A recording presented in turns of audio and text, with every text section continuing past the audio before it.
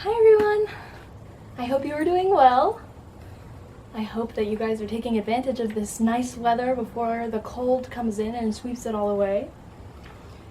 I just want to give you all a fair warning that our neighborhood cat is hanging around me today, so if you see a cat come into frame and come out of frame and you hear some meowing, it's definitely her. Her name is Frida and she's the sweetest little thing. Today we're going to be reading a book called Cherries and Cherry Pits, and it's by Vera Williams, and it's a wonderfully illustrated book, and I hope you enjoy it as much as I do. The dummy lives on the floor above me. We visit back and forth a lot, but Demi loves to draw, so when she opens the door I'm often standing there with a marker of some kind or color she doesn't yet have.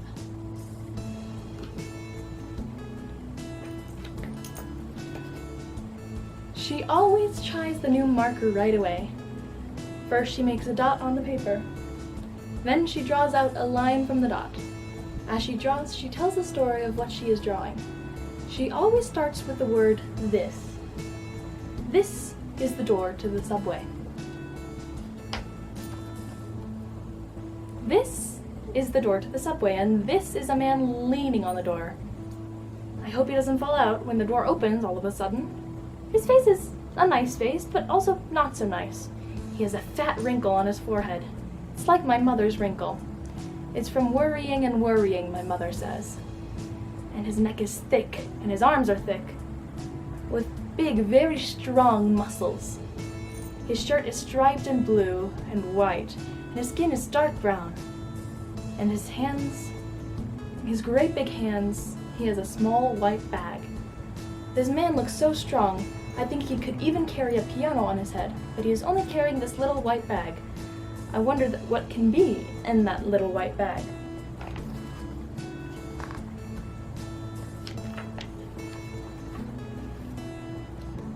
I can just see that man going home to his house, walking up the stairs and opening the door to his living room. His living room has a pretty lamp which he switches right on. His kids are in the kitchen. Dee Dee, Dennis, Dwayne, Dory, he calls. I got something here for you. Hi, baby. Then they come out. One sits on one of his legs and one on the other. One leads right in between. And Dee Dee, she climbs round in back and leans over his shoulder. Then he opens the bag and pulls out a cherry. He puts one cherry in each of their mouths, and then another, and then another. Really red cherries too. And there they sit, eating the cherries and spitting out the pits. Eating the cherries and spitting out the pits. And before you can even ask Demi any questions about the story, such as how come all these names of the man's children begin with D, she has another piece of paper and is already drawing. This is a train seat, and this is a tiny white woman sitting on the train seat. She is almost as short as I am. She is a grandmother. On her head is a black hat with a pink flower, like a rose flower. It has shiny green leaves, like the leaves in my uncle's florist's shop. On her feet are old shoes. These are the buckles, and in her lap is a big black pocketbook. And in the pocketbook is a bag. You can't really see the bag, but I'll draw it anyway, so you can be sure it's there. It's a little brown paper bag all twisted up tight. When this woman gets off the train, I know just where she is going. She's going to hold on tight to the banister and go up the stairs. She's going to hold on to the wall as she walks along the street. And the door to her house is going to be right next to the shoemaker's store. She really likes to hear the shoemaker's machine going round and round and his hammer going tap tap. She waves to him when she goes by his window. Then she climbs up the stairs and opens her door. There's just one room. It has everything she needs. This is the sink, and here's the geranium plant on the window. And on the swing over the plant is her parrot. The parrot is so excited to hear her coming into the house. He is calling, Little lady, squawk! The parrot is red and yellow and green. It's blue too. I brought something for you, the little woman tells the parrot. She untwists that little brown bag, all twisted up tight. She holds it out to the parrot. The parrot takes out a cherry. It's the kind that is light red and sour. The parrot eats it right up. You like it? Asks the lady. You like cherries, honeybird? She laughs and dumps all the cherries onto the geranium plant in front of the parrot. There is your own little cherry tree, she says to the parrot. She stands next to the geranium in her stocking feet, eating cherries with the parrot. The parrot is careful to spit out the pits. They're both eating cherries and spitting out the pits. Eating cherries and spitting out the pits. I want to ask Bademi some questions, such as if she's sure the parrot is spitting out the pits, but she is already remembering a certain shoelace and a shoe. This is a shoelace, and this is a running shoe. It's going to be purple and white. And here's another one to match. This is going to be a boy, and these are his long, long legs. This boy looks a lot like my brother. He is holding onto the straps in the subway. The train is making him rock back and forth. He is reading the signs. My brother loves to read. And this boy is tall like my brother, and his glasses are like my brother. And the same kind of cap, and the same green and black jacket too. It is orange letters from his team. And when he smiles, you can see the space between his big front teeth like my brother's. In his pocket is a present.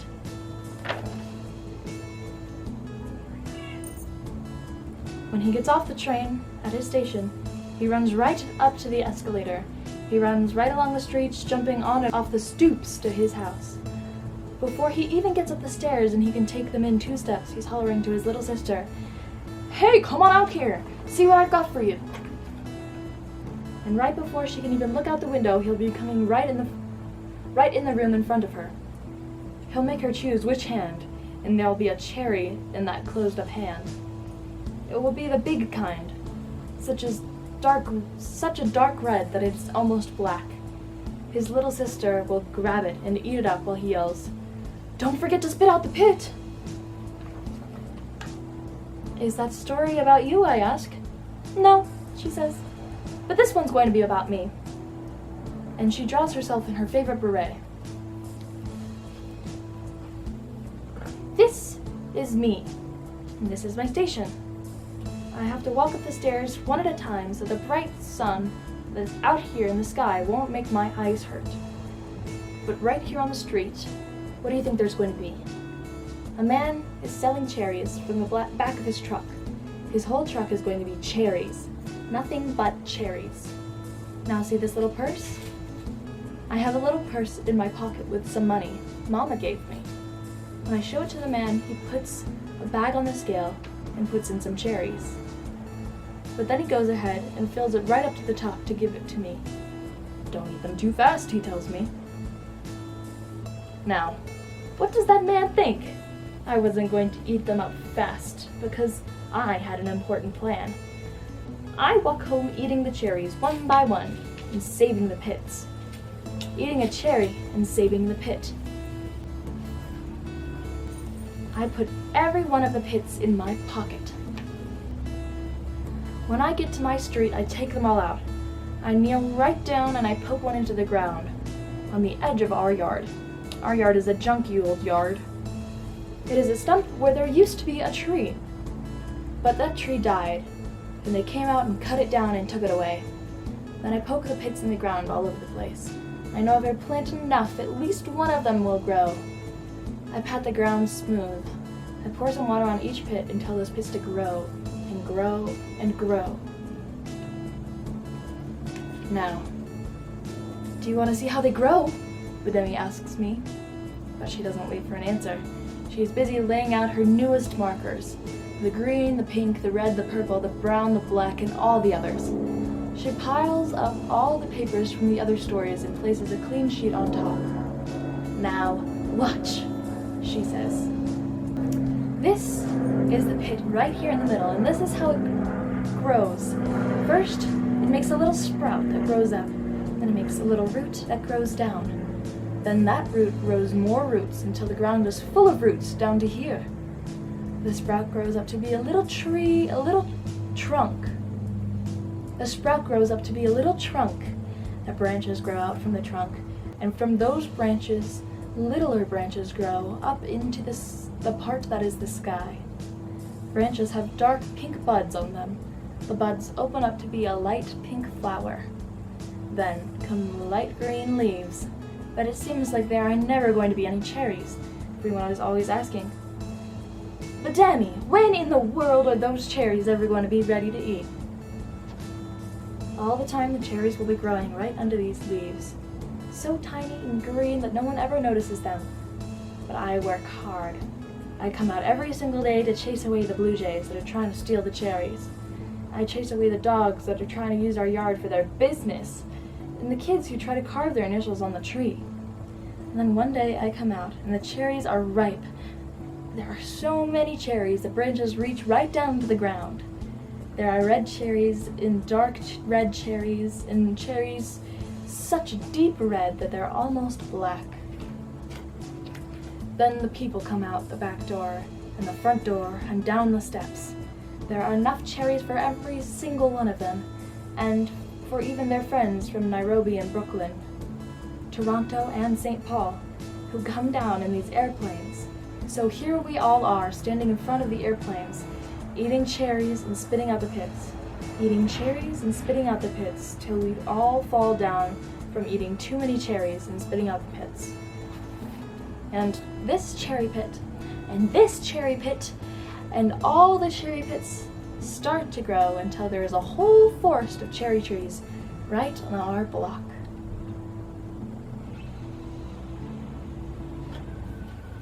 I don't know about you all, but cherries are some of my favorite fruits ever, and when you get a particularly good cherry, oh goodness, it's so yummy. If you guys are interested in me leading some art projects, just like how she was coloring with markers, I think it would be wonderful if you guys could comment below and tell me that you want to do some art with me. And then I would love for you guys to submit photos of art that you make, just like Badummy does, and tell me all about the fun stories you all make. Well, I hope that you guys have had a wonderful week so far.